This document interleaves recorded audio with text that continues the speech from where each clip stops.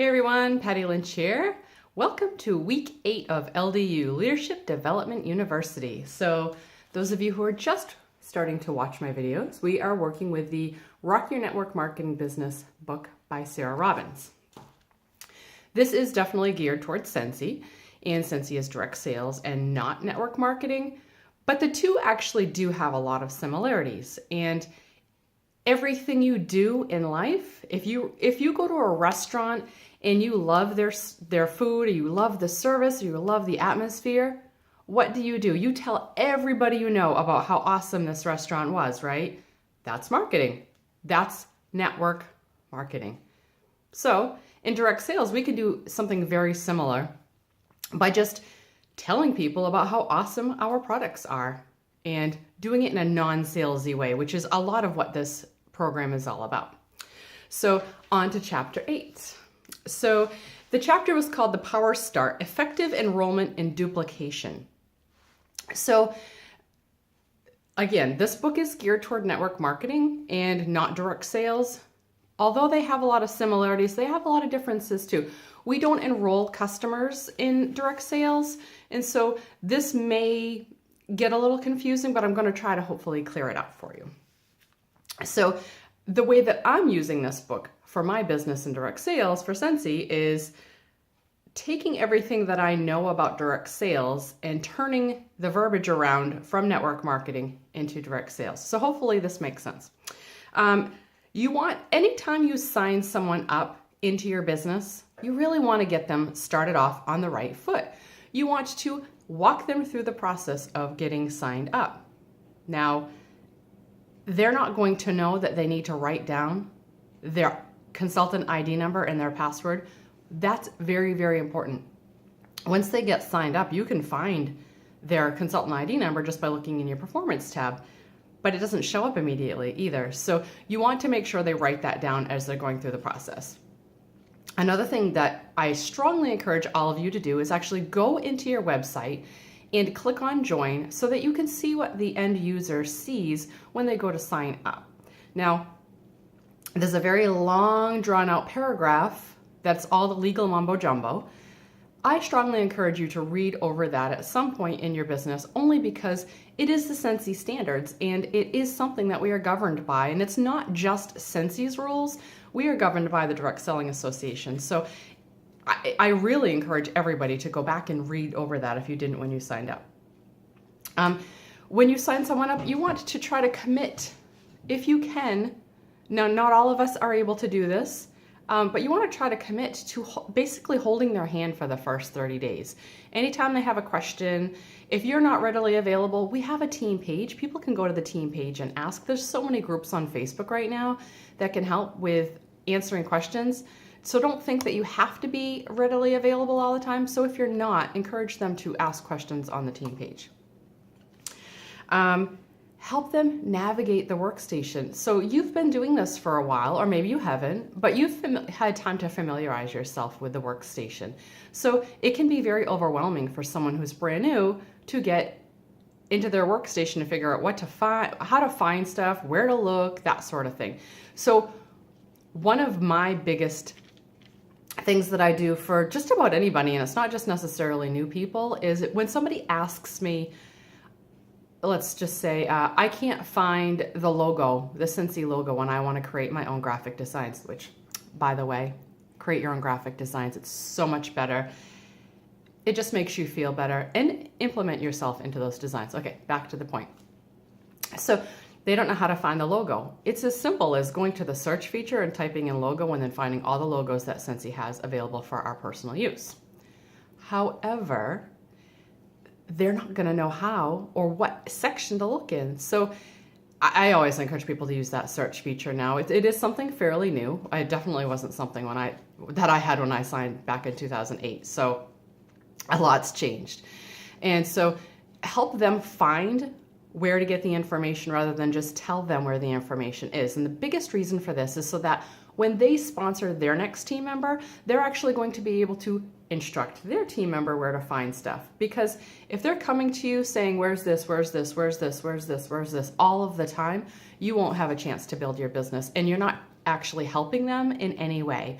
All you're doing is babysitting, really. And so you really want to hold their hand and guide them to the place to find the answer, but just don't always give them the answer, okay?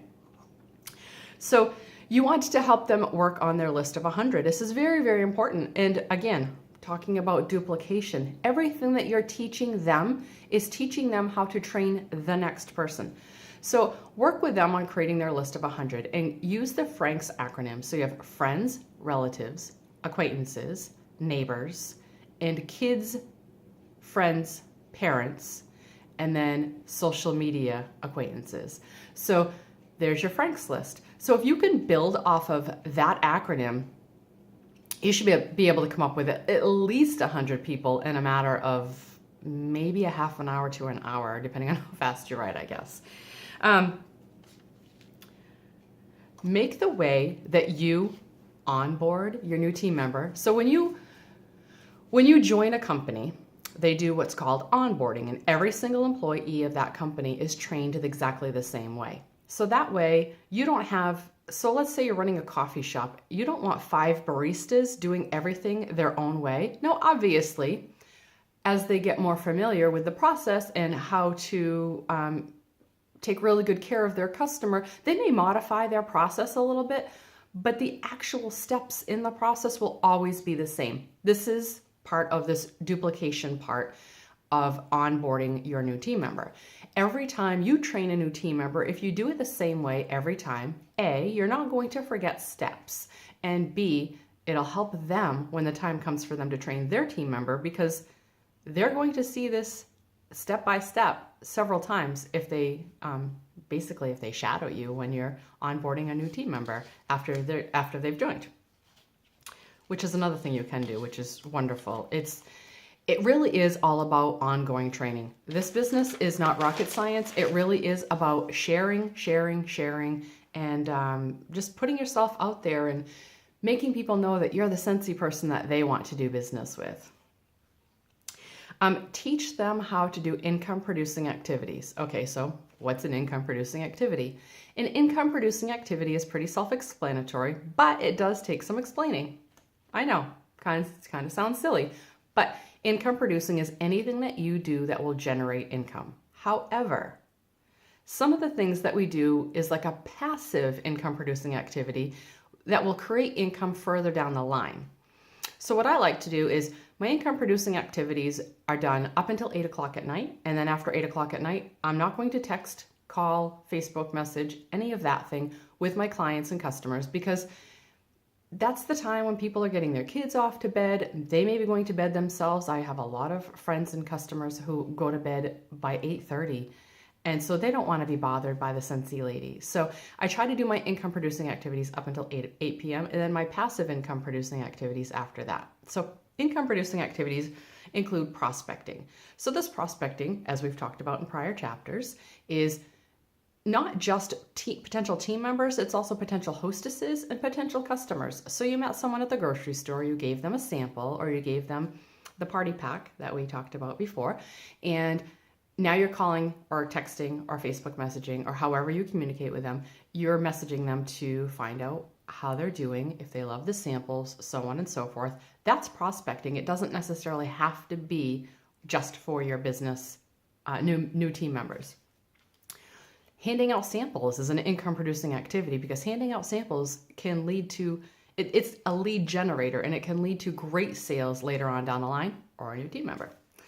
Building relationships. So chatting up your friends, family, and coworkers, your Frank's list, by building on those relationships with those people, they will continue to be loyal to you, because people like to do business with people that they know, like, and trust. And the more you build that relationship, the more they learn to know, like, and trust you. The more they get to know you, the more they know that you're authentic, and they know that you're real, and that you're, quite frankly, you're here to stay.